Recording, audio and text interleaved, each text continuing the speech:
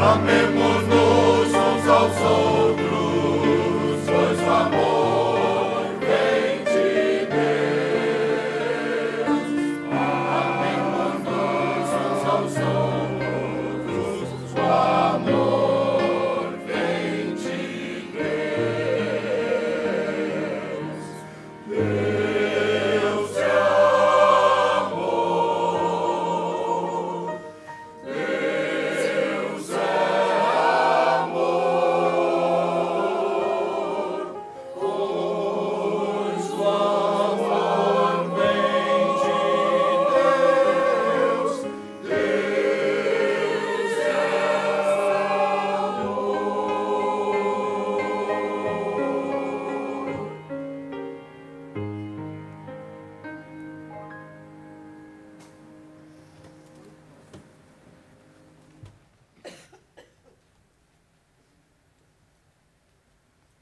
Boa noite, amada igreja.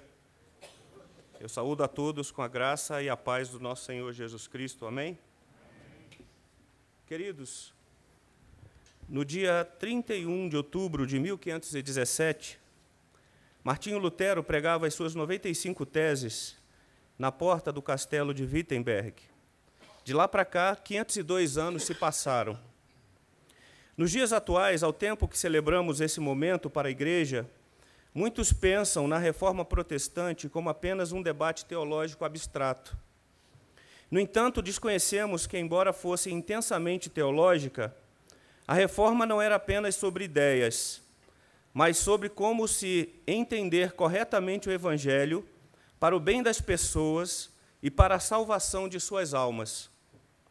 Assim, essa conferência pretende resgatar os seus principais aspectos para que esse importante evento não se torne mais um item empoeirado na prateleira, retirado para ocasiões especiais, mas geralmente esquecido. Ao tempo em que a reforma foi um movimento que se voltou para a teologia, a eclesiologia e a doutrina, em seu centro, verdadeiramente, estava a preocupação ardente e pulsante pelo bem-estar das almas das pessoas, demonstrando cuidado pastoral e vocação ao correto evangelismo. Por exemplo, o evento apontado como epicentro da reforma, a fixação das 95 teses de Lutero, não foi inspirado por sutilezas acadêmicas ou pretensões políticas, mas um imenso cuidado pastoral. Quando Johann Tetzel chegou dizendo ao povo de Lutero que eles poderiam comprar a graça e o perdão de Deus sem se preocuparem com a fé e o arrependimento, e quando Tetzel brincava com os medos e emoções das pessoas, Lutero reagiu ao reconhecer os efeitos danosos que isso teria sobre as almas desavisadas. Tetzel falava: "Você é tão pão duro que não vai pagar para que a sua querida avó possa escapar dos tormentos do purgatório? Você tem um coração tão duro para não dar seu último centavo para permitir que a sua querida e falecida mãe encontre alívio? Quando a moeda no cofre ressoa, a alma do purgatório voa." Para Lutero, a sua posição surgia como um sincero desejo de pastorear almas e guiá-las em segurança ao céu. O mesmo sentimento moveu outros reformadores, como John Hus, Martin Bucer, João Calvino e todos os demais reformadores. Com o mesmo zelo pastoral de Lutero, e dos demais reformadores, o conselho da nossa igreja promove hoje e amanhã esta conferência, demonstrando cuidado não só pela nossa igreja presbiteriana de Brasília, mas também por todas as demais igrejas presbiterianas ou não que estejam presentes a esta conferência. Ao longo destes 502 anos, tem-se percebido o declínio da nutrição espiritual das igrejas. Apesar de muitas terem crescido numericamente, têm se posicionado cada vez mais distante da vontade de Deus. Líderes estimulam a prosperidade, e se os seus membros não a alcançam, são taxados por não terem fé suficiente para obtê-la. Outros membros buscam milagres urgentes e acabam tendo o desespero explorado sem piedade. No entanto, é verdade que Deus continua curando e abençoando, mas também é verdade que Ele não divide a sua glória com ninguém. Por outro lado, igrejas têm enfatizado a busca do sobrenatural, do inacreditável e da emoção como forma de atrair fiéis. Mas, ao mesmo tempo, poucas salvações genuínas têm ocorrido. As igrejas têm buscado o extraordinário e a renovação em meio a shows e entretenimento. Isso nos levou a perguntar: onde está o evangelho que transforma? E o que confronta o pecador?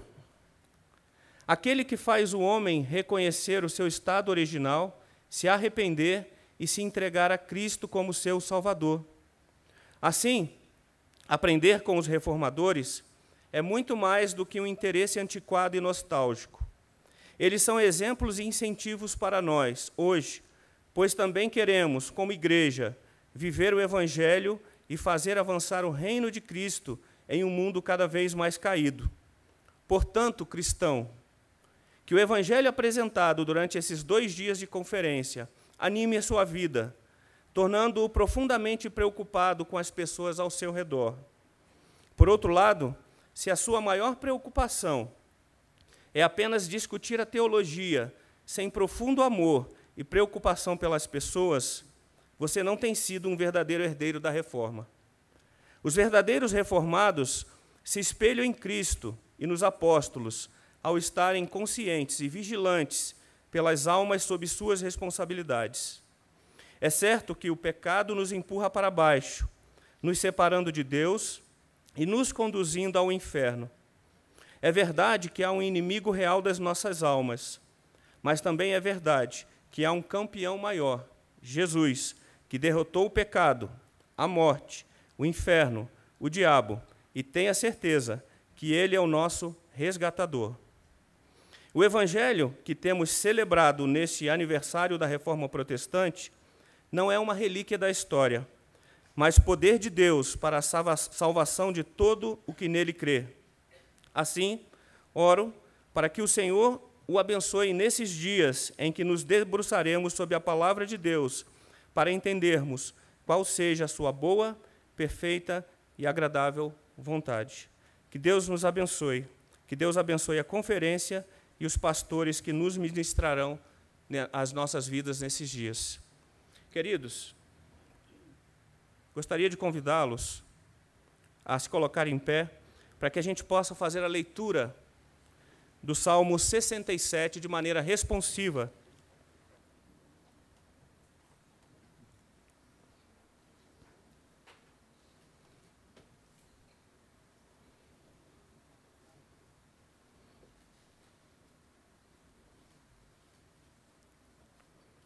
Enquanto os irmãos abrem as suas Bíblias, apenas destacando o tema da nossa conferência: Reforma Protestante do século XXI, impactos doutrinários, teológicos e eclesiásticos na Igreja contemporânea.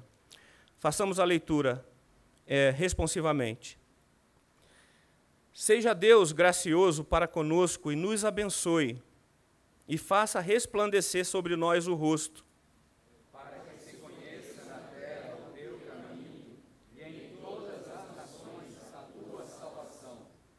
louvem-te, ó povo, os povos, ó Deus, louvem-te os povos todos.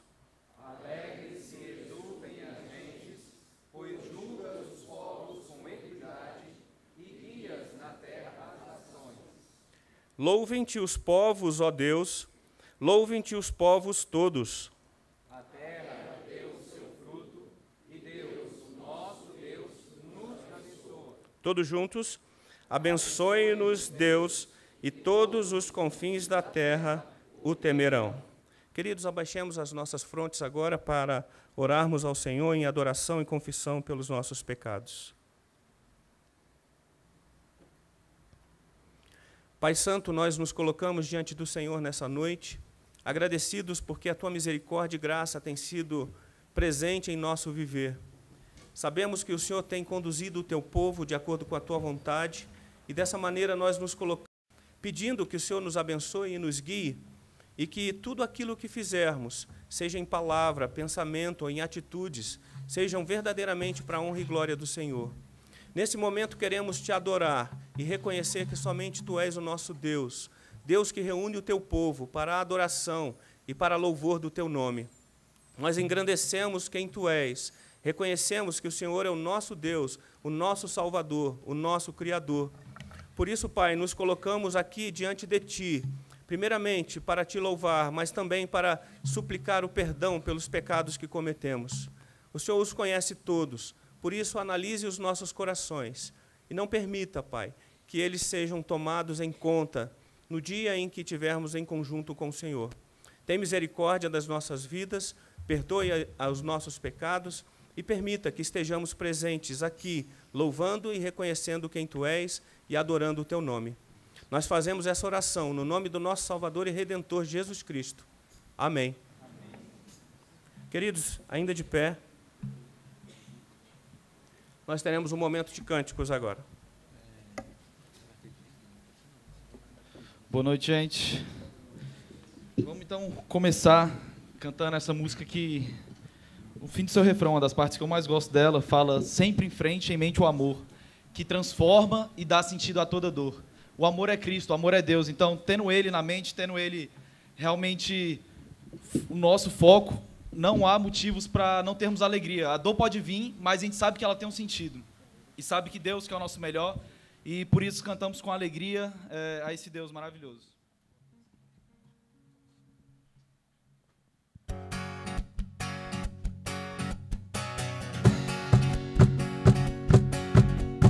No escuro caminho aqui, angústia e o sofrer ao meu lado. Fraco estou,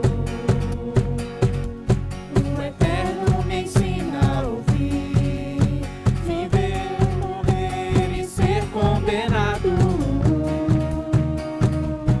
Me fazem quem sou, Deus vivo que nos encontra. Tua cruz nos faz morrer, então viver em Ti.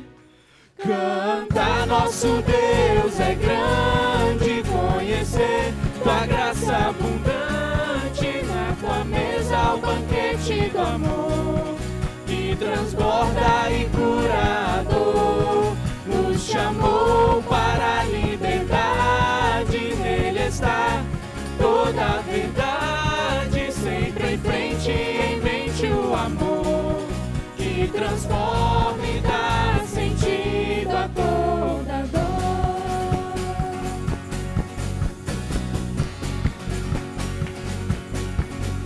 Nos coloca pra fora de nós, entender que não é nossa força que nos faz vencer.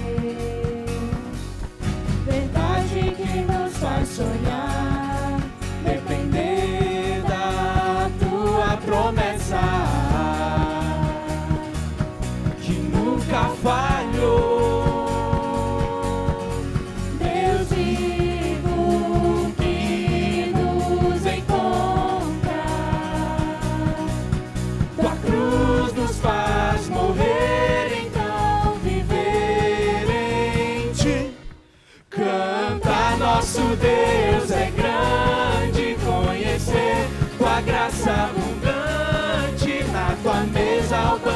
vertente do amor que transborda e cura a dor. Nos chamou para a liberdade, nele está toda a verdade. Sempre em frente, em mente o amor que transforma e dá sentido a toda dor.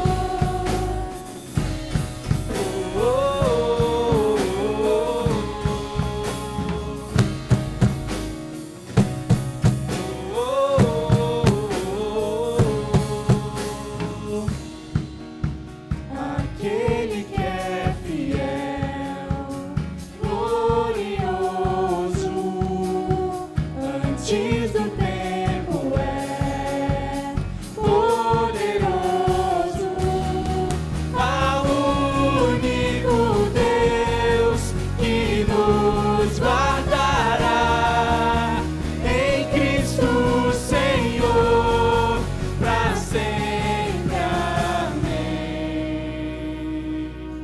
Canta, nosso Deus é grande, conhecer tua graça abundante, na tua mesa o banquete do amor que transborda e cura a dor. Nos chamou para a liberdade, nele está toda a verdade. Sempre em frente, em mente o amor que transforma e dá sentido a toda dor.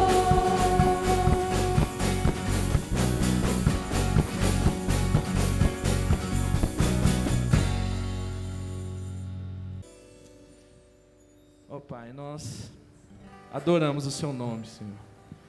Te adoramos porque o Senhor veio até nós, o Senhor nos deu uma nova vida.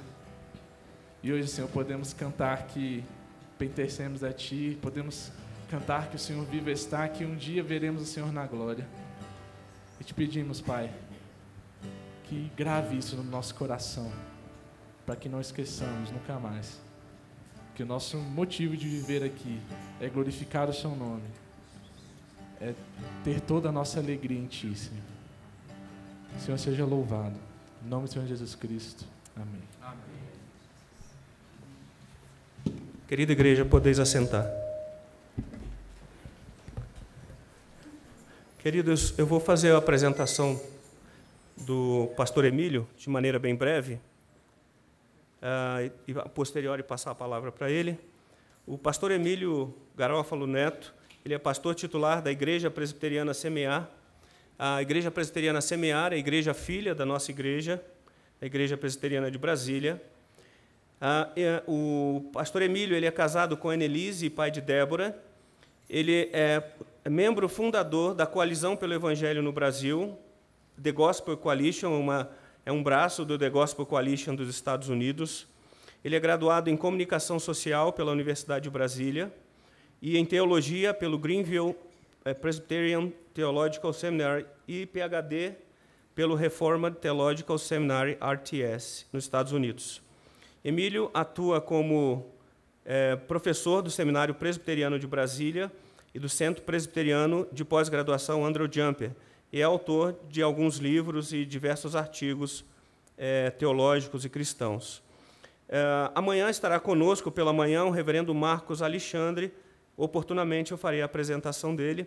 O pastor Emílio também estará conosco amanhã à noite. Eu gostaria de convidá-lo para orar com ele, para que ele possa proclamar a palavra.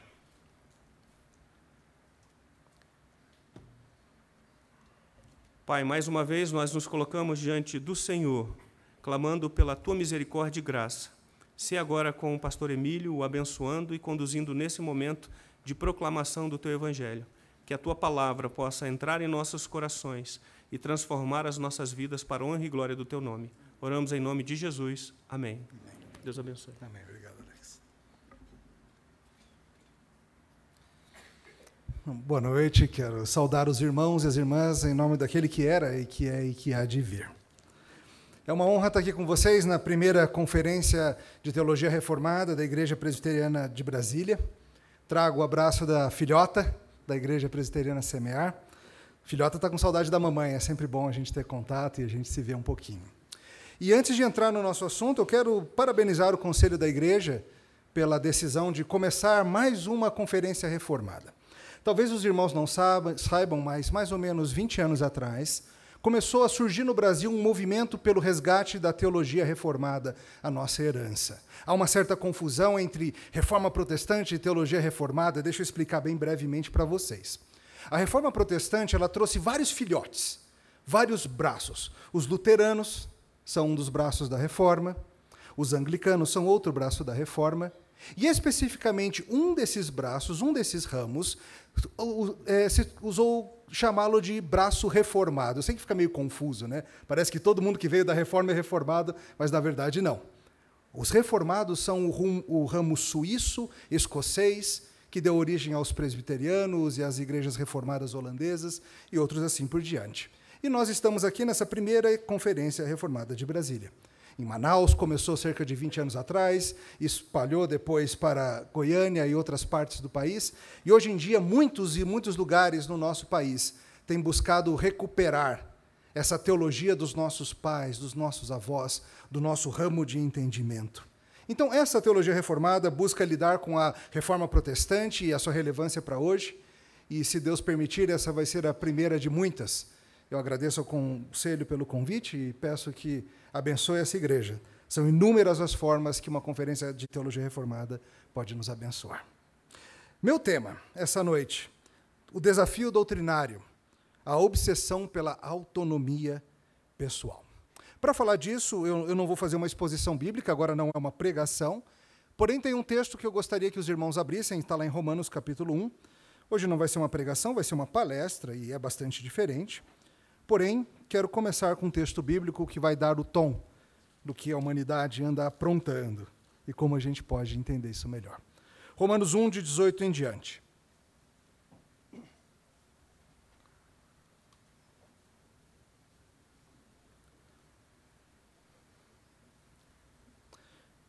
Na carta aos Romanos, Paulo diz a partir do verso 18 da seguinte maneira: a ira de Deus se revela do céu contra toda impiedade e perversão dos homens que detêm a verdade pela injustiça. Porquanto o que de Deus se pode conhecer é manifesto entre eles, porque Deus lhes manifestou. Porque os atributos invisíveis de Deus, seu eterno poder, como também sua própria divindade, claramente se reconhecem desde o princípio do mundo, sendo percebidos por meio das coisas que foram criadas. Tais homens são, por isso, indesculpáveis. Porquanto, tendo conhecimento de Deus, não glorificaram como Deus, nem lhe deram graças. Antes se tornaram nulos nos seus próprios raciocínios, obscurecendo-lhes o coração insensato. Inculcando-se por sábios, tornaram-se loucos e mudaram a glória do Deus incorruptível em semelhança da imagem de homem corruptível, bem como de aves, quadrúpedes e répteis. Até aqui a leitura da palavra de Deus. Daqui a pouco a gente volta em Romanos 1. Se quiser, deixa o dedinho aí, um marcador de página ou algo assim. Vamos orar mais uma vez. Vamos pedir ao Senhor que abençoe esse tempo juntos. Agradecemos, Senhor, pela oportunidade dessa primeira conferência da fé reformada aqui na Igreja Presbiteriana de Brasília. Gratos por todos os irmãos e irmãs que estão aqui, pedindo que o Senhor direcione nossos corações ao investigarmos essa questão da autonomia e como devemos viver. Em nome de Cristo. Amém. Todos os caminhos levam a Deus. Todas as religiões ensinam meio que a mesma coisa, não é? Afinal, todas têm a tal da famosa regra de ouro: faça ao próximo como você quer que faça a você mesmo. Não é isso? Eu acho que você já ouviu esse tipo de coisa, ainda mais em nosso tempo. É muito comum essa ideia de que, no final das contas, todas as religiões, todas as formas de religiosidade, elas apontam na mesma direção, elas são formas diferentes de se referir ao mesmo Deus, elas são maneiras diferentes da gente falar da mesma coisa, não é? Fé é uma questão privativa, é uma questão pessoal, não é uma questão pública. Procura por aí, você vai encontrar esse tipo de opinião em todo lugar, em particular nas redes sociais. Esses dias mesmo eu estava lendo lá no Twitter, alguém tweetou e muita gente retweetou, dizendo 2000 anos e os cristãos ainda não entenderam a mensagem da Bíblia. Eu fiquei pensando, como não? É porque, no caso, o que se dizia era: A mensagem da Bíblia é: ame as pessoas, seja tolerante com as pessoas do jeito que elas são. Não incomode as pessoas com o que elas são. Ame-as e aceite-as, e simplesmente assim. E você encontra para todo lado esse tipo de coisa, memes mostrando como nós, igreja, conseguimos deturpar a tão simples mensagem de Jesus, que seria essa, uma mensagem simples. Ame as pessoas e pronto, é isso. Para de encher a paciência dos outros. Deixa cada um viver como quiser e pronto. Esse é um dos desafios do nosso tempo. Esse é o tipo de coisa que você ouve na universidade, no lugar de trabalho, nas redes sociais, onde você estiver. E essa, queridos, é apenas a velha disputa de quem manda na nossa vida. No final das contas, há uma velha briga que começou lá no jardim. É a briga pela autonomia. Quem manda na nossa vida? Deus ou cada um de por si mesmo? Hoje de noite nós vamos refletir sobre isso e perceber como esse é um problema muito antigo e inerente ao coração humano rebelde. E nós veremos como os nossos pais reformadores lidaram com isso. E eu espero que você perceba que essas mesmas lutas são travadas hoje. E elas são relevantes para hoje e até a volta de Cristo elas serão. Como que a gente vai viver? Essa é a pergunta que a gente precisa responder. Como que vamos viver? Com o caminho proposto por Deus ou nos caminhos propostos pelos homens? Do jeito que ele diz ou do jeito que a gente acha que deve ser? Veja, essa questão de autonomia, ela é muito importante no nosso tempo. A gente escuta essa palavra muito, fala-se cada vez mais em adquirir autonomia financeira. Já ouviu esse tipo de coisa? Essa é uma das formas que o termo aparece. E há um lado positivo aí, as pessoas estão mais atentas a como usar e como guardar, como investir o dinheiro. Mas essa palavra também é usada em algumas formas um tanto estranhas. Fala-se muito na ideia da autonomia dos gêneros. Uma liberdade para que você defina o que você é, independente de como você nasceu, da sua biologia, da sua criação, a sua identidade é algo que você descobre, é algo que você define. Você é autônomo nisso. Autonomia é algo muito simples de entender, embora a gente tenha vários usos para a palavra. A palavra significa lei para si mesmo. Auto, para mim mesmo. Nomos, que é a palavra grega para lei. A questão é, quem manda na minha vida? Quem é lei na minha vida? Eu ou alguém externo a mim? E, queridos, essa é a grande batalha que se trava dentro do coração de cada um de nós, de cada um de vocês. Seguir o caminho que Deus manda ou seguir o caminho que eu desejo? Eu acho que você conhece uma das músicas mais famosas do Frank Sinatra. Não se preocupe, eu não vou cantar, eu não sou tão audacioso assim. Mas a música é My Way. E o que a música fala? A música é uma reflexão de um homem que está chegando ao final da vida, lembrando das coisas boas que passou, lembrando dos arrependimentos, não foram muitos, mas teve. E o ponto principal dele é, o mais importante, é que eu fiz do meu jeito. Eu fiz o meu caminho. Eu fiz da minha forma. Eu fui autônomo. É triste essa música. Mas quando que começou essa questão? Essa questão da autonomia começou lá no jardim. Certo dia, a mulher estava passeando pelo jardim e uma cobra resolveu conversar com ela. E a cobra conversou com ela e falou para ela, ei, é verdade que Deus disse que vocês não podem comer nenhuma fruta do jardim? E a mulher explicou, não é isso. Pode de todas, só não pode daquela. Ah, tá. E por que não pode? Ah, Deus disse que quando a gente comer daquela, a gente vai morrer. Vai nada. Vai nada. Isso é Deus. Isso é Deus querendo guardar esse negócio de saber tudo só para Ele. Vai lá, boba, come. Vamos, miga, come essa fruta aí. No final das contas, sabe o que a serpente sugeriu para Eva? E Eva caiu, e depois Adão caiu junto? A serpente sugeriu para Eva o seguinte, seja lei para si mesma. Para que você vai seguir o que Deus disse, ao invés de seguir o que o teu coração está querendo? Teu coração não está querendo a fruta? E a Bíblia diz para a gente que ela viu, e a fruta era gostosa para comer, agradável aos olhos e boa para dar entendimento, e ela foi nesse caminho. Aí começa o problema da autonomia. A serpente, sagaz que ela era, sugeriu para Eva que, ao invés de seguir a lei de Deus, Deus disse, não coma, o que ela deveria fazer era ser lei para si mesma, pensar por si mesma, seguir a seu próprio caminho, My Way. Começou lá no jardim a música My Way. O triste de pensar isso é que, claro, quando Eva acha que ela está seguindo o caminho dela, ela, na verdade, está seguindo o caminho da serpente. E assim foi. Perceba, isso não se dá por conta do desconhecimento. É o que a gente está vendo em Romanos 1. A gente leu rapidamente Romanos 1. Se você quiser, dá uma olhada com calma depois. A gente não tem tempo de expor o texto completamente. Mas o que Paulo ensina em Romanos 1 é algo muito profundo. Ele diz o seguinte: quando Deus fez o mundo de maneira tal que Ele colocou o conhecimento dele em todas as coisas criadas. Você sabia que temos aqui nesse salão provas da existência de Deus? Sim. Você está vendo provas da existência de Deus em algum lugar aí? Cada um de vocês é. Cada um de vocês é prova suficiente da existência de Deus, porque você é a imagem dele. Além disso, Deus se revela de inúmeras formas e inúmeras maneiras, e Paulo diz, Deus fez isso de um jeito tão claro.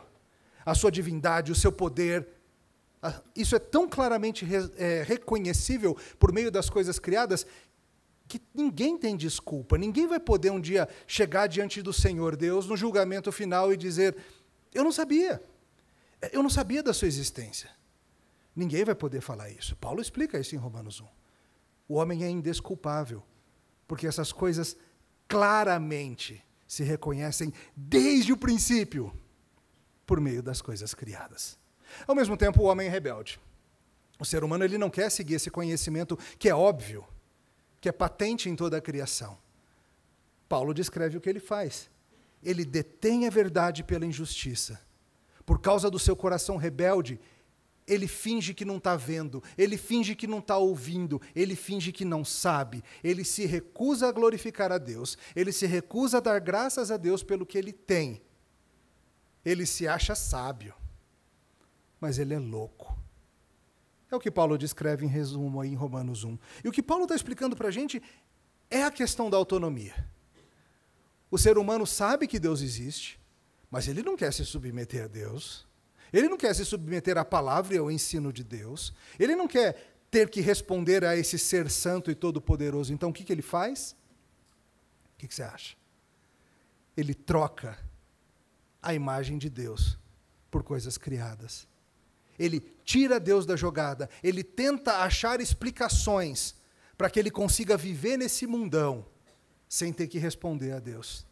E é daí que surgem as idolatrias. É daí que surgem os falsos deuses que a humanidade adora. É daí que surgem as filosofias, e as ideologias e os pensamentos rebeldes diversos, que tentam explicar a complexidade do mundo, que tentam solucionar os problemas do mundo, que tentam apontar para uma saída, ao mesmo tempo em que fogem de Deus. A história da filosofia humana poderia ser descrita como a história dos homens tentando abafar o conhecimento de Deus, ao mesmo tempo em que tentam achar respostas para as inquietações daqui do coração. Mas eles não querem se submeter a Deus, eles precisam ser autônomos. Eles querem responder por si mesmos. Essa é a história da filosofia, essa é a história das religiões, essa é a história de cada um de nós seres humanos. Uma busca por autonomia, o desejo de fugir de Deus, o desejo de sermos lei para a gente mesmo. Ao pensarmos sobre a reforma protestante, como ela impacta a nossa vida nessa questão de autonomia, a gente precisa entender isso, que a autonomia foi uma das grandes coisas, um dos grandes pontos pelos quais os reformadores lutaram contra a autonomia que imperava naquele tempo. E eu vou mostrar isso para vocês hoje em 4 áreas. Poderíamos abrir mais, mas 4 áreas creio que vai ser o suficiente para você entender bem. Nós vamos ver como a autonomia se mostra no entendimento da salvação, depois de fazer teologia, depois adoração, culto, e por fim, da vida do povo de Deus, a comunidade, a eclesiologia, coisas assim, tá bom? Então vamos pensar primeiro em autonomia e salvação. Quando a reforma protestante ocorreu, mais cedo o Alex falou sobre Tetzel e toda aquela confusão de indulgências e tudo mais, essa reforma ela foi motivada em grande parte por causa da deturpação do ensino acerca de como nós seremos salvos. A salvação é uma questão básica da humanidade. Como que a gente vai ser salvo? Como seremos libertos da culpa do nosso pecado, da condenação que nós merecemos? Como nos livraremos disso? E a polêmica, eu acho que esse é o lado da reforma que você mais conhece, diz respeito a isso, a salvação. A igreja romana, na época, assim como hoje, tinha misturado o mérito humano ao princípio da graça divina. Ela ainda o faz, tá? Esse mérito, essa participação que você, simples cristão, teria na sua salvação, poderia ser alcançada de diversas formas. As peregrinações seriam uma delas. Sai da sua cidade, vai lá visitar Roma, sobe a escadaria tal de joelho, faz não sei o quê, visita certa capela, faz uma peregrinação, isso vai ajudar. Quem sabe te ajuda aí na tua salvação. Você anda pecando muito, né? Acho que está na hora de uma peregrinação. Compra de indulgências, como já foi dito. Compra um papelzinho, paga para a igreja te devolve com perdão. Além disso, a adição de mediadores entre Deus e o homem, por meio de todo um sistema religioso que tornava o pecador dependente do sistema romano, para ter alguma esperança, nunca certeza, tá? Nunca certeza, mas esperança de alguma forma escapar da condenação. Com a reforma isso foi contestado. A reforma vem e ela busca ferir esse princípio da autonomia. Essa ideia de que nós podemos ajudar, de que nós temos participação na nossa salvação. Começou com Lutero, claro. Ele foi, já ouvimos também, ele pregou suas 95 teses na porta do castelo de Wittenberg. E vale notar também, às vezes as pessoas falam coisas como, a gente precisa voltar às 95 teses. Não precisamos. Porque Lutero ainda era um romanista naquela época. As 95 teses são um primeiro passo, elas estão cheias de erros. Elas ainda são um documento muito misturado, ela começa a questionar algumas coisas, elas já estão vendo algumas coisas erradas, mas ainda é, em grande parte, um papista, ainda é Lutero imaturo começando. À medida que a reforma avança, há desenvolvimento no pensamento de Lutero, outros homens começam a se juntar, eles começam a entender o lugar da graça, o lugar da fé somente, e assim por diante. E foi um longo processo, e não foi fácil, e nem rápido, e nem indolor. Ele envolveu sangue, ele envolveu suor, e sim, lágrimas, muitas. E é muito importante que você entenda isso. Essa foi a luta dos nossos pais. A visão romanista da salvação é a de autonomia. A ideia de que nós somos capazes de colaborar com Deus para a nossa salvação. A gente ajuda a Deus a nos salvar, de alguma forma. E ao tentarmos fazer isso, a gente acaba diminuindo o poder e a glória de Cristo.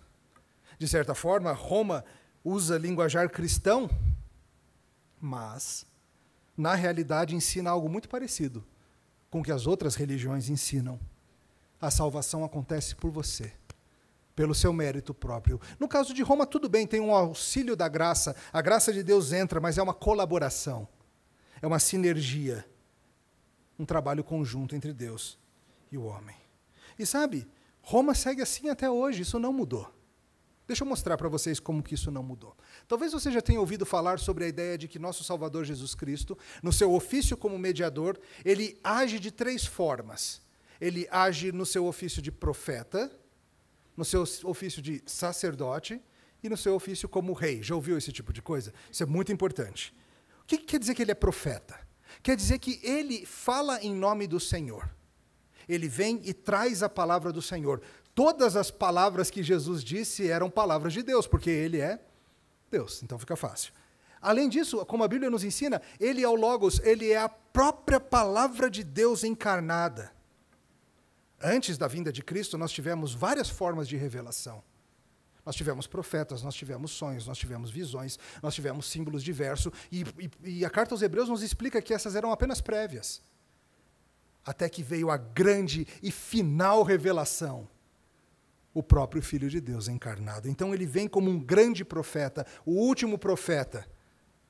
Depois dele, os seus apóstolos terminam de registrar os seus feitos e a sua teologia, e pronto, se encerra a palavra de Deus, a Bíblia fechadinha para a gente, para a nossa instrução.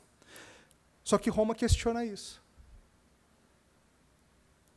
Roma questiona isso de várias formas. A igreja romana coloca-se em pé de igualdade com a palavra de Deus. Por exemplo, nos seus concílios. ao dizer que as formulações dos seus concílios estão no mesmo nível de escritura. Nós não temos essa ousadia. Nós temos nossos concílios, nós temos nosso Supremo Concílio, mas nós não temos a ousadia de dizer que nossas decisões estão no nível de inerrância, jamais. Roma se coloca em igualdade profética com Cristo quando diz que o Papa, quando se pronuncia ex cátedra, já ouviu essa expressão? Significa desde o trono papal. Quando ele fala oficialmente na função de Papa, ele também fala de forma infalível. É mais uma forma que Roma usurpa o ofício de Cristo como profeta. Além disso, a tradição romana. A ideia de que o que os pais da igreja escreveram, se eles escreveram corretamente, está no nível de igualdade com as escrituras. Então, por exemplo, se você for conversar com um romanista que sabe da sua teologia, que sabe da sua fé, e você questioná-lo, por exemplo, acerca da mariolatria, e você perguntar para ele, mas onde na Bíblia que diz que a gente deve adorar Maria? Onde que diz na Bíblia que ela é perfeita e sem pecado? Onde que diz na Bíblia que essas coisas todas, perpétua virgindade, essas coisas todas? Onde? Se for um romanista que conhece o sistema, ele vai dizer, não diz, mas não importa. Porque na nossa tradição diz, e a tradição está no mesmo nível da Bíblia. Percebe? Roma crê na sua função profética de continuar revelando, de continuar trazendo, de continuar adicionando coisas a esse livro. E um dos grandes gritos da Reforma foi, de jeito nenhum, só a Escritura, somente esse livro. O que vem depois dele, a gente não precisa seguir. Hoje em dia, eu acho que você já percebeu, infelizmente muitos continuam pensando como romanos nesse aspecto. Muitos, tendo mesmo a palavra de Deus completa, a revelação cumprida, as pessoas querem seguir correndo atrás de supostos profetas, como se Deus ainda estivesse acrescentando revelações, como se Deus ainda estivesse nos dando coisas novas. Não basta o que Cristo ensinou, não basta a palavra de Deus completa, não bastam as cartas apostólicas, não bastam. Eu preciso de uma nova revelação, eu preciso de um novo ensino, eu preciso de uma coisinha extra. Percebe como mesmo na igreja evangélica hoje, há uma forma de pensar que se assemelha mais ao romanismo do que ao protestantismo? Toda vez que a gente corre atrás de novas revelações, ou todas as vezes que a gente trata meros documentos humanos como equivalentes ou equiparados à Bíblia. Confissões de fé, credos, ou quando você acha que porque o pastor falou, é Deus falando necessariamente. Não é. Não é. O segundo ofício de Cristo é o ofício de sacerdote. A Bíblia nos ensina que nós temos um único mediador entre Deus e o homem, o seu nome é Jesus Cristo. Ele é o último e final mediador. Uma vez que ele vem, nós não precisamos mais de intermediários, certo? Essa é a maravilha. Você não precisa de um intermediário para falar com o Pai. Você fala direto, você fala sozinho com Ele. Você não precisa que alguém se interponha entre você e Deus. Cristo já fez isso de uma vez por todas. Os pastores não são sacerdotes, os pastores não são intermediários. Nós somos pastores, a gente cuida de vocês. Mas nós não somos intermediários entre Deus e vocês. Mas como você já percebeu, Roma insiste em ser intermediária. O Papa, como o pontífex, como o cabeça, como aquele que media a relação entre Deus e o homem. O padre, como um sacerdote, supostamente, como um mediador, capaz de ouvir seus pecados na confissão e dar-te absolvição. Isso é Roma, agindo como mediadora. Isso é Roma, se colocando em pé de igualdade com Jesus Cristo.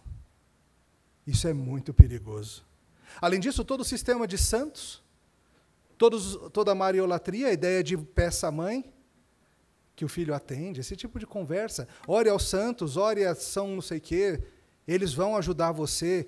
Deus é muito ocupado, ou muito bravo, não sei. Fala com os santos que eles são mais úteis. E eu fico pensando, Maria está lá no céu, adorando o filho dela, servindo ao Salvador dela.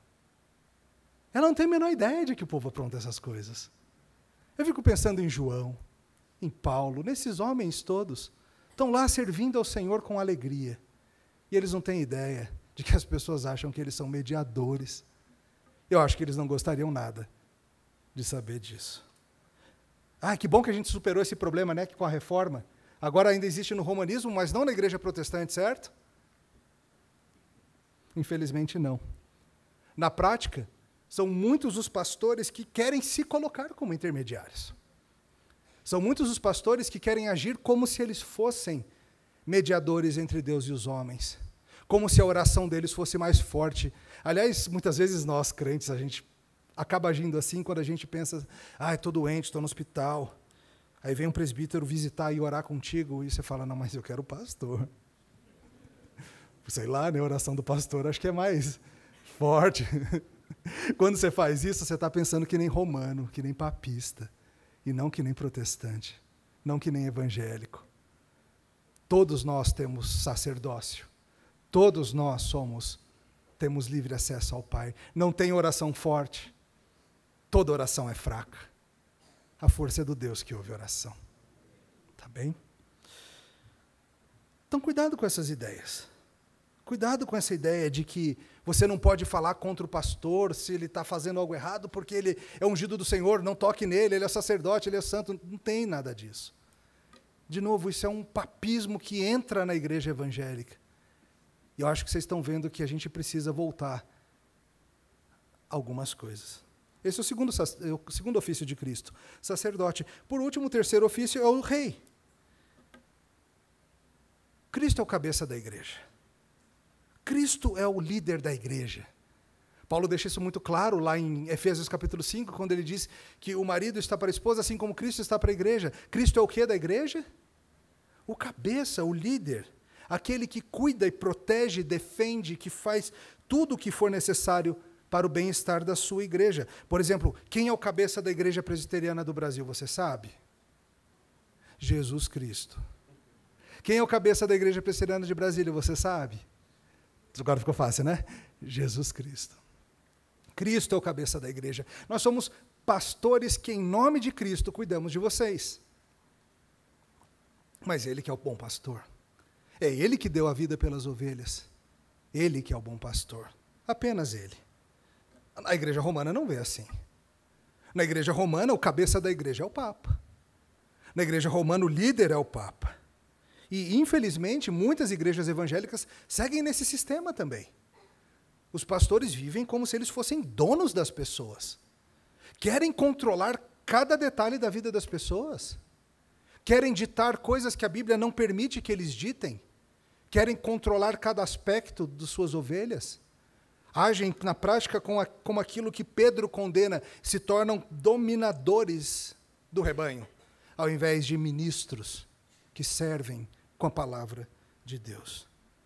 Então perceba, a reforma 502 anos atrás continua necessária e atual. Porque no que diz respeito à salvação, no que diz respeito à mediação, no que diz respeito à forma de pensar acerca de quem lidera, continua sendo assim, continua sendo estranho, continua sendo espúrio. A reforma veio mudar isso tudo. A ideia de que o nosso mérito colabora. E é tão estranho, mas eu acompanho aí nas redes sociais e a gente sempre tem as mesmas polêmicas, parece, sobre salvação, sobre predestinação, sobre isso, sobre aquilo. As mesmas polêmicas vão e voltam o tempo todo. E eu tenho visto nessa confusão algumas pessoas escreverem assim, evangélicos, abertamente dizendo, se for desse jeito aí que os reformados falam, eu não tenho que merecer o céu. Eu não tenho que merecer a salvação. É assustador pensar que esse cara acha que merece, que de alguma forma ele vai merecer. E a questão é essa, vai ser por autonomia ou vai ser por graça? Vai ser por a gente dando um jeito em nós mesmos, ou vai ser pela graça através da fé? As pessoas continuam romanistas, continuam papistas, mesmo dentro das igrejas evangélicas. Esse é a primeira área que a gente precisava pensar. Autonomia no entendimento da salvação. Qual vai ser o nosso caminho? Vamos seguir o caminho romanista e tão presente no meio evangélico? De nós fazermos, nós resolvermos, nós cuidarmos, nós agirmos? ou vamos confiar na provisão que Deus graciosamente nos deu em Jesus Cristo, com Ele fazendo tudo por nós? Eu espero que a resposta seja fácil ao seu coração. Segunda área, autonomia e o fazer teologia.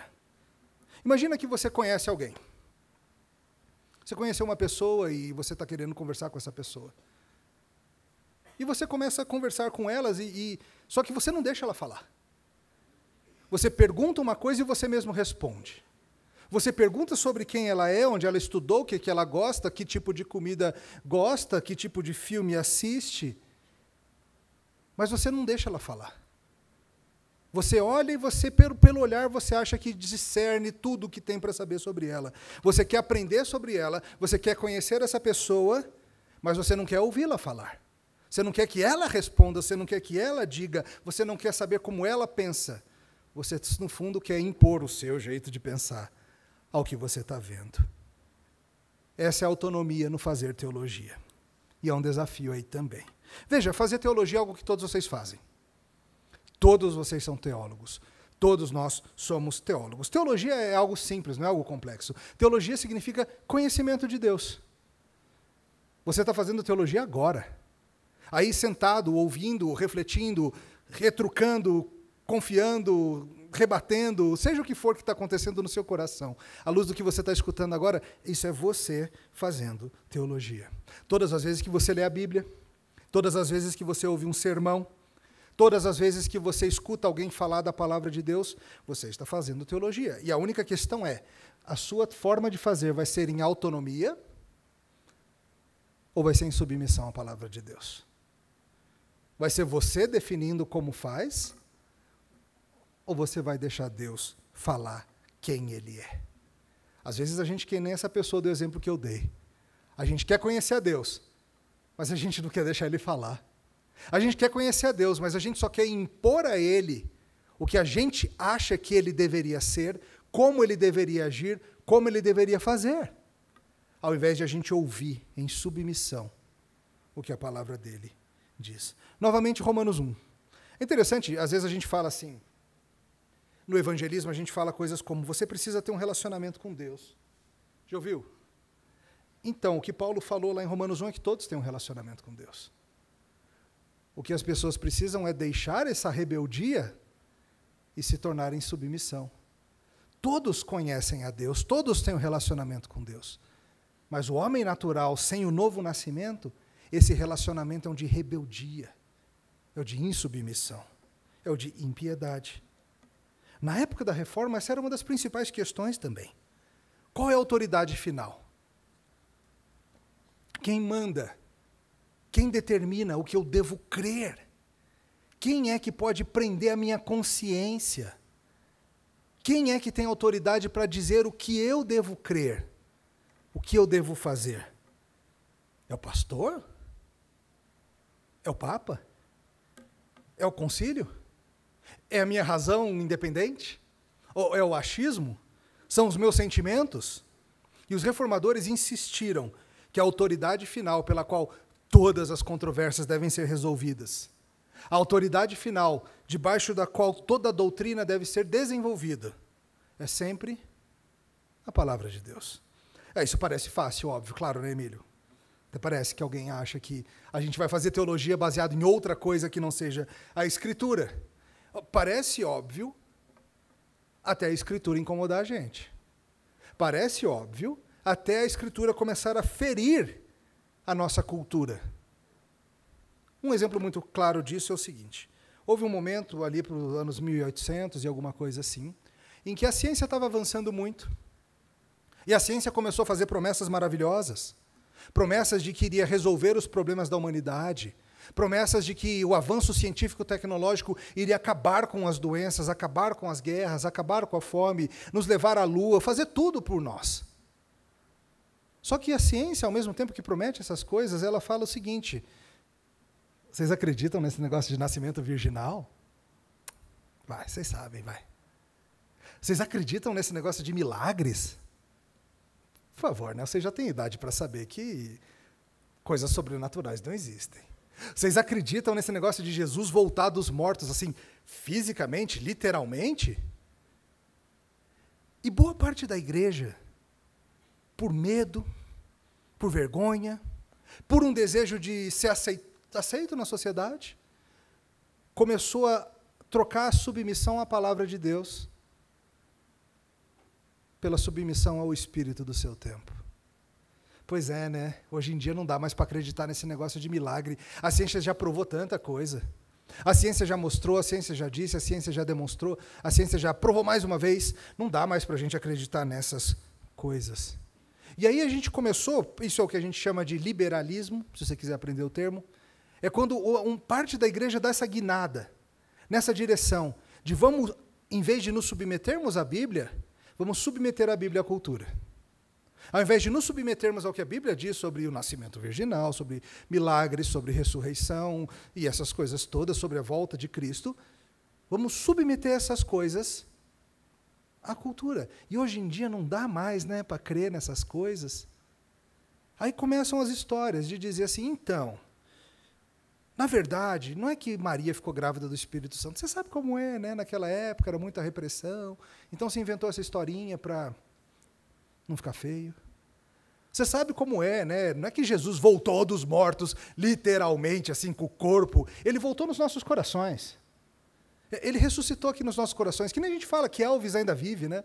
Elvis está vivo no coração dos fãs e outros assim. Mas Jesus também. E começa a se tentar explicar todos os milagres por meios meramente científicos ou sociais. Então, aquela história, Jesus não multiplicou comida, Jesus não fez um pouquinho de peixe e um pouquinho de pão alimentar milhares. Não, claro que não, isso não acontece. O que Jesus fez foi fazer com que quem tinha dividisse com quem não tinha. Foi Jesus com o amor quebrando o preconceito e o egoísmo. Já ouviu esse tipo de coisa? Então, isso é autonomia no fazer teologia.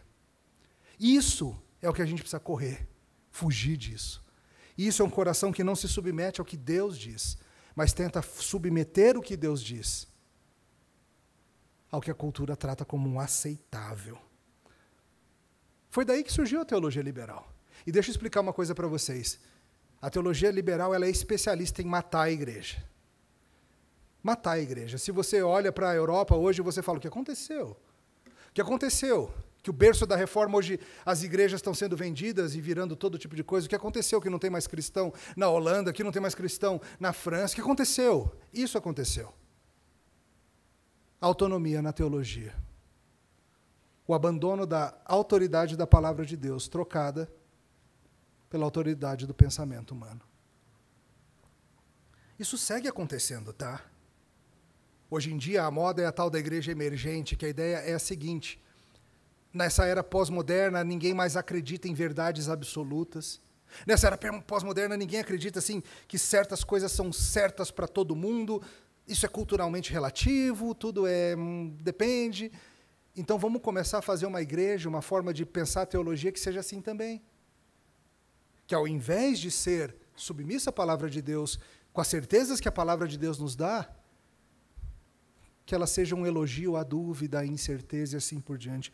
Talvez isso não esteja tão perto dos irmãos, mas procura por aí que você encontra esse tipo de pensamento. Vai matar igrejas também. No final das contas, queridos, entendam, a Bíblia sempre fere as culturas. A Bíblia ela é a palavra de Deus transcultural, transgeneracional. Ela atravessa todos os povos, ela atravessa todas as gerações, e por onde ela passa, como espada afiada que é, ela corta. A gente nunca pode tentar submeter esse livro à nossa cultura. Esse livro é sempre contracultural. E é interessante porque isso se mostra de formas diferentes em momentos diferentes da história. Deixa eu dar um exemplo para vocês. Um dos textos mais desconfortáveis do Novo Testamento é Efésios 5. Efésios 5 fala algo e a gente fala e já fica meio com medo de falar. Paulo fala sobre o casamento e ele fala o seguinte. Ele fala assim, mulheres sejam submissas ao seu próprio marido, como são ao Senhor. E ele fala, maridos, amem a igreja, amem a esposa, como Cristo ama a igreja. E a gente ouve isso dá um arrepio cultural na gente, não dá? No nosso tempo, as pessoas leem esse capítulo e falam assim, esse Paulo é um machista. Onde já se viu dizer que a mulher deve ser submissa ao seu marido? Parte disso é que a gente entende submissão de um jeito errado, tá? Parte disso. Mas o ponto é, hoje em dia, a nossa cultura é ferida por isso, por esse aspecto. E é um desafio cultural para a gente, esse aspecto. Mas deixa eu te perguntar, em Éfeso, no primeiro século, você acha que isso foi algum problema para os ouvintes? Mulheres sejam submissas ao marido. Todo mundo ouviu? Sim, claro, como não? Mas o que você acha que aconteceu na igreja quando Paulo diz, maridos, amem a esposa como Cristo ama a igreja e a si mesmo se entregou por ela. Você tem que morrer por ela, você tem que protegê-la, prover, santificá-la. Sabe o que a turma deve ter dito quando Paulo falou isso? Esse Paulo é um feminista. Porque aquela cultura era ferida de outro jeito. O que era impensável naquela cultura era a segunda parte, que para a gente é tranquilo, ninguém acha estranha essa parte. O ponto é simples. A palavra de Deus sempre é ofensiva à nossa cultura. De um jeito ou de outro. Algumas partes mais, outras partes menos. Mas ela sempre vai ofender a cultura. E se nós entrarmos pelo caminho da autonomia, de querer domesticar esse livro, de querer enjaular esse livro, para que esse livro não ofenda o nosso tempo e a nossa sensibilidade cultural, a gente vai estar num caminho da morte da igreja. Nossa teologia não pode ser autônoma, não pode ser a gente querendo ditar o que é certo. Tem que ser a palavra de Deus ditando para a gente o que é certo. Essa autonomia gera filhotes. Um dos filhotes clássicos é o legalismo. O legalismo é um caminho autônomo. O legalismo é a tentativa de agradar a Deus pelos nossos próprios esforços e inventar toda sorte de regra de comportamento que Deus não ensina na Bíblia. Ah, Deus não diz que não pode tal coisa, mas não pode. Ué, mas pastor, onde que a Bíblia me ensina a não fazer tal coisa? Não, em lugar nenhum não, mas é melhor assim. Isso é legalismo. Isso é autonomia. Isso é querer ser mais sábio do que Deus. Isso não acaba bem. Sempre que nós queremos exigir que as pessoas creiam em coisas que a Bíblia não ensina, ou que façam ou deixem de fazer coisas que a Bíblia não exige, a gente está no caminho da autonomia. O legalismo também mata a igreja. O oposto disso mata a igreja também, que é a antinomia. Antinomia contra lei. A ideia de dizer que não tem lei, faz o que você quiser. Deus não tem exigências acerca da vida, não tem, faz o que você quiser. Deus é amor e pronto. Ele não espera nada de você, cristão, que você, em resposta ao que ele fez, que você faça nada, não, tranquilo, vai lá. Seja lei para si mesmo nos seus comportamentos, nas suas crenças. Então, enquanto alguns dizem, a Bíblia ensina a ressurreição de Cristo, alguns dizem, não, mas dá para ser cristão sem crer nisso. Dá para ser cristão sem acreditar nessa parte de milagres. Dá para ser cristão? Dá nada. Para ser cristão tem que crer no que a Bíblia diz. Tem que se submeter a ela. Mas vai nos comportamentos também. Na antinomia, as pessoas às vezes dizem, a Bíblia ensina a não usarmos palavras torpes, a sermos cuidadosos com o nosso linguajar. Deixa para lá, isso é opcional. Também não é não. Como vai ser sua teologia, submissa ou autônoma? Essa era a segunda parte que a gente precisava pensar, teologia. Terceira parte, adoração. Como que a gente adora a Deus? Esse foi mais um ponto de grande controvérsia com Roma. A gente pensa menos nisso, mas a reforma protestante ela foi em grande parte uma reforma litúrgica. Foi acerca de pegar uma liturgia que estava carcomida pelos erros romanos e substituí-la por uma liturgia mais pura e bíblica. Se você fosse uma igreja romana daquela época e uma igreja protestante daquela época, você veria grandes diferenças. Para começar, você veria que a missa romana ela se dava em latim, uma língua que ninguém entendia, porque não era para entender mesmo. O mero estar lá te abençoava e não o entendimento do que se passava lá. Vêm os reformadores e começam a pregar em alemão, em holandês, em francês, em inglês. na língua que as pessoas entendem, porque a fé vem pelo ouvir. E a gente começa a traduzir a Bíblia, e a Alemanha daquela época se torna o país mais alfabetizado da história do mundo até aquele momento. Porque era importante que as pessoas lessem. Era assim que a gente ia garantir que Roma não ia acontecer de novo. As pessoas precisavam ter a Bíblia, as pessoas precisavam ler a Bíblia. É assim que a gente impede, se a gente conhecer, se a gente entender. Troca-se a ideia do padre como um sacerdote, um mediador, que fica ali voltado de costas para o público, fazendo as suas coisas lá, e volta-se para a ideia de um ministro da palavra, alguém que está ali em submissão à palavra de Deus, assim como todo o público está aqui meramente falando a palavra do Senhor. Então é uma reforma litúrgica. Um culto protestante é essencialmente diferente da missa romana, sem contar o fato de que a missa romana, teoricamente, supostamente, é uma continuação do sacrifício de Jesus. Cristo segue sendo sacrificado. Isso é blasfemo, gente. Isso é contrário às Escrituras. E a questão é, quando for a nossa hora de cultuar, como que a gente vai fazer? Autônomo ou submetido à palavra de Deus? Nesse aspecto, há uma diferença interessante entre dois grupos, dois filhotes do protestantismo. Os luteranos, eles são da seguinte forma de pensar. No culto, a gente pode fazer qualquer coisa que Deus não proíba. Pegou a ideia? No culto cristão, a gente pode fazer qualquer coisa que Deus não proíba. Essa é a forma luterana de pensar. A forma reformada é diferente. A forma reformada ela é mais restrita, ela é o seguinte: no culto, a gente só pode fazer aquilo que Deus ordena. Um diz, a gente pode fazer qualquer coisa que Deus não proíba. O outro lado diz, a gente só pode fazer o que Deus ordena. É mais restrito, essa é a versão reformada. Essa é uma tentativa de sermos obedientes à revelação. Se algo está ali e a gente não sabe, Deus não falou sobre isso, a gente não faz. Porque se Deus quisesse, Ele teria dito. Certa vez um rapaz estava querendo instituir lá na igreja um grupo de dança litúrgica. Os irmãos sabem, é uma prática comum em muitas igrejas evangélicas. E eu expliquei para ele, biblicamente, falei desse princípio de adoração. A Bíblia não fala sobre, não permite que a gente faça isso no culto, e assim por diante. Conversamos sobre isso. E ele me disse assim: Emílio, eu não consigo imaginar Jesus achando isso ruim. E esse é o ponto. Não cabe a gente tentar imaginar o que Jesus gostaria ou não gostaria. A gente segue o que ele diz que ele gostaria. Não é nossa função tentar imaginar o que Jesus gostaria ou não. Isso é autonomia. Isso é você decidindo o que ele gosta. Mulheres, já recebeu o presente do marido, do namorado, alguma coisa assim, e você recebe aquele presente que fica claro que é um presente mais para ele que para você? Já aconteceu, não aconteceu? Olha aqui, querida, esse DVD aqui com todos os gols de todas as Copas do Mundo para você assistir comigo. Olha, querida, comprei mais uma vara de pescar aqui para nossa casa, para você ficar feliz quando eu for pescar. No fundo, é um presente para ela, mas é para ele.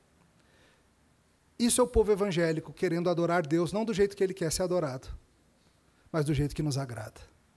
A autonomia no culto surge quando a gente busca cultuar da forma que a gente queira. Se o culto é um serviço, é uma dádiva, é um oferecer a Deus de nossos corações, façamos de acordo com o que Ele diz que quer receber.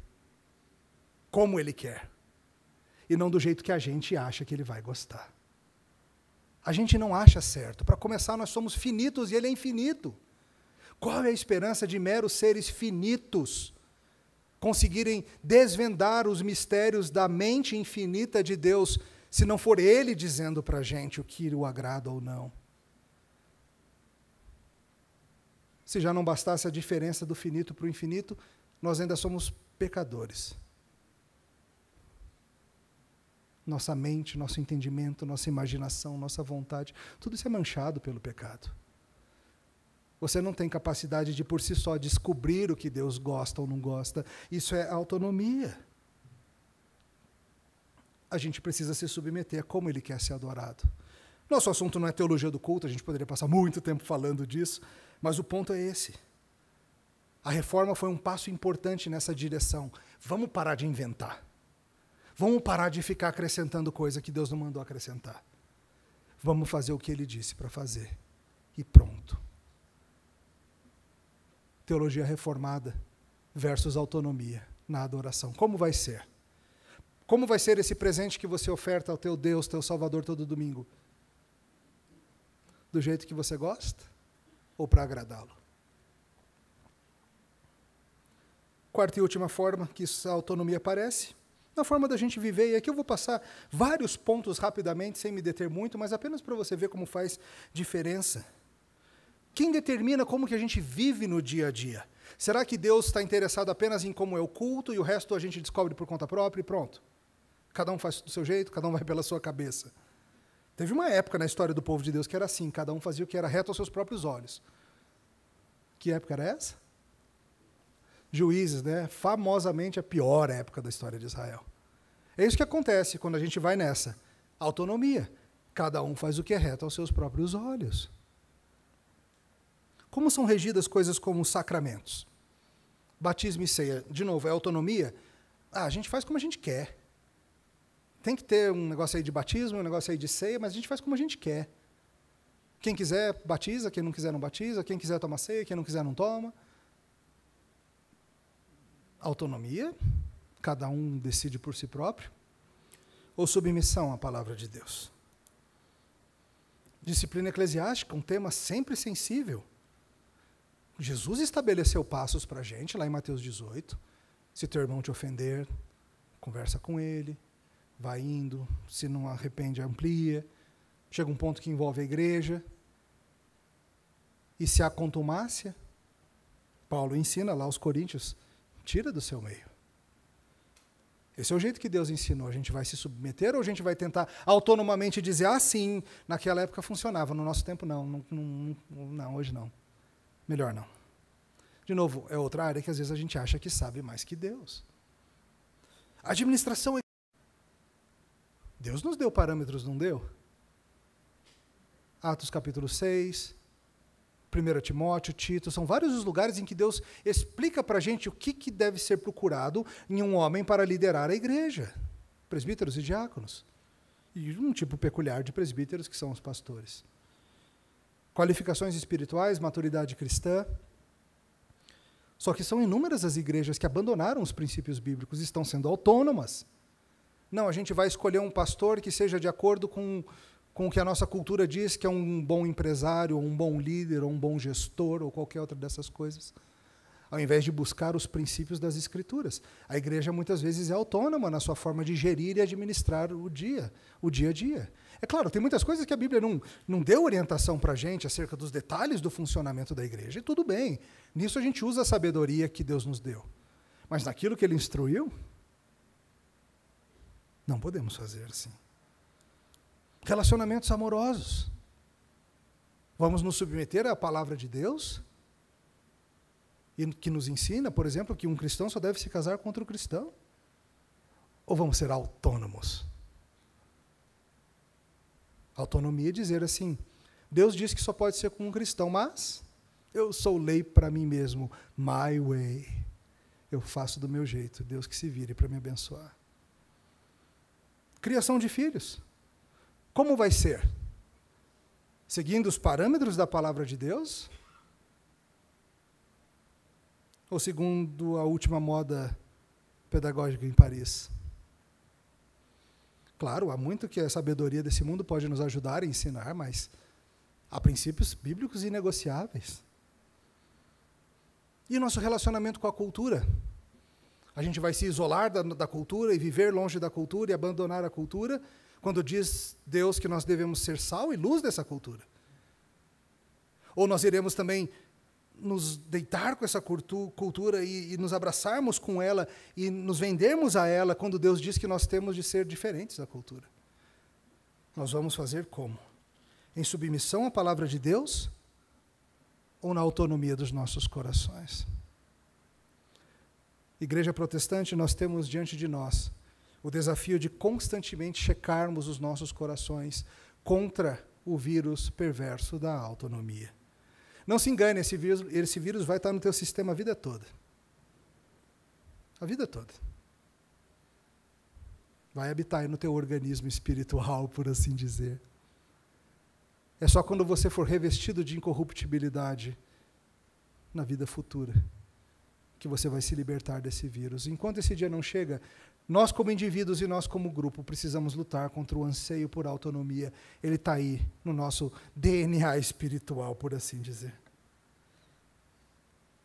A boa notícia é que ele está trabalhando em nós.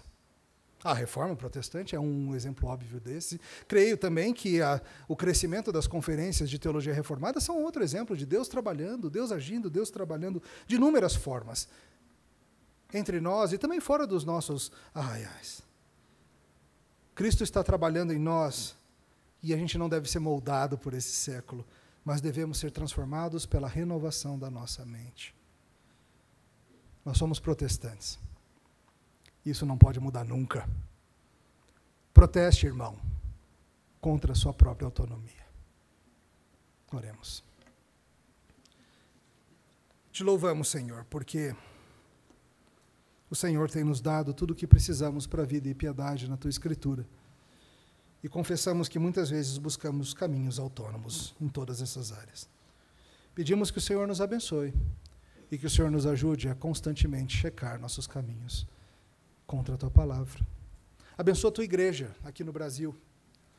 Tua igreja que se chama pelo Teu nome, e muitos irmãos sinceros, mas sinceramente errados em tantas coisas.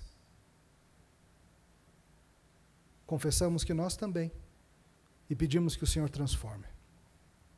Santifica a Tua igreja, lava a Tua noiva, prepara, Senhor, para o grande dia. Em nome de Cristo. Amém. Prazer estar com os irmãos.